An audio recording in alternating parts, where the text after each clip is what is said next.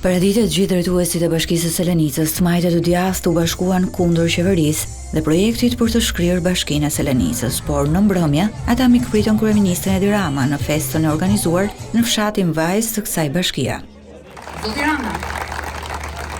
Edhe pse në atmosferë festive, përballja mes kryeministrit Edi Rama dhe kryetarit Bashkisë së Selenicës, Nertil Bellaj, nuk i shpëtoi tensionit të krijuar për shkak të vendimit për të shkrirë bashkinë. Kryeministër në fund kemi nxjerrë dhe ujë deti këtu, kështu që në Vërmik dhe në Bashaj kemi dhe ujë të kripur.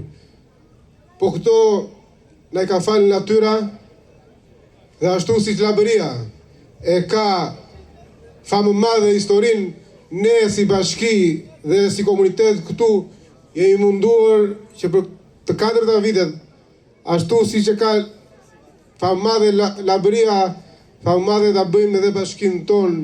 Duhet përshëndes kryetarin e bashkisë, Nertilin, edhe ta falenderoj për informacionin për vajtjen e detit Majt Malit me ujin e kripur bashk.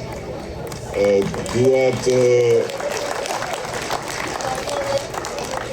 përshëndes edhe ministrin e pushtetit vendor, zotin Demo, i cili është i pranishëm për të kontrolluar si funksionon Bashkia e Selenicës.